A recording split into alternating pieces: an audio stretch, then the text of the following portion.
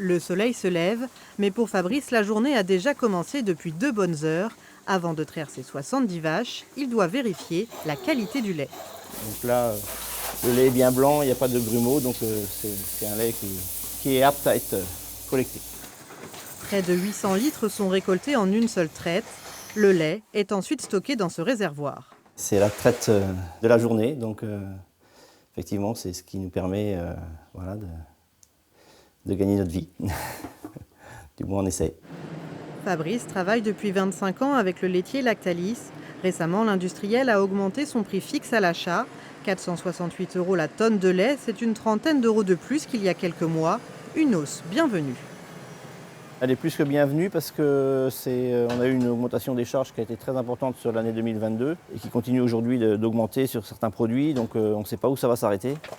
L'augmentation des coûts de production touche l'énergie, l'engrais, mais aussi l'alimentation, comme ces betteraves, sucreries favorites de ces vaches, qui ont pris 30%.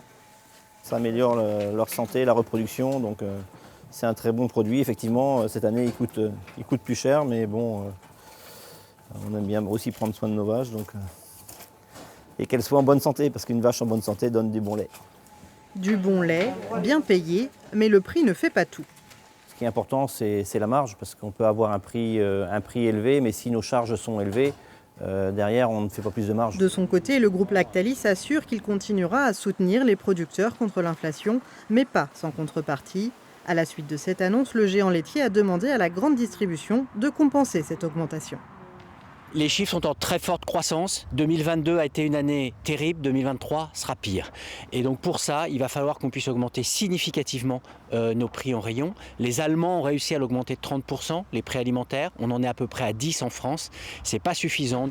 Payer plus cher sa brique de lait pour mieux rémunérer les agriculteurs, les consommateurs sont-ils prêts à le faire? C'est les sous en ce moment qui comptent, hein, comme beaucoup. C'est dur la vie.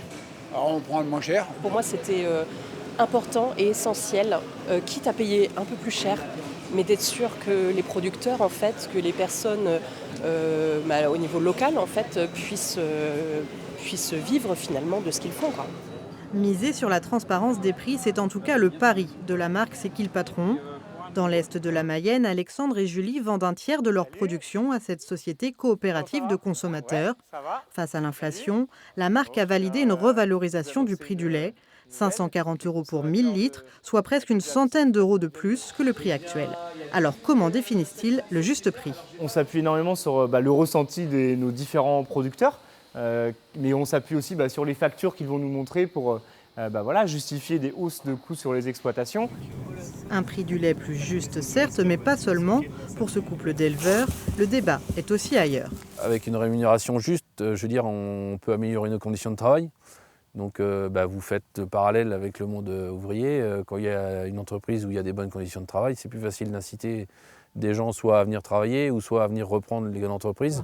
Malgré les augmentations récentes, la France reste l'un des moins bons payeurs de l'Union européenne, car dans plus de la moitié des pays voisins, la tonne de lait dépasse déjà les 500 €.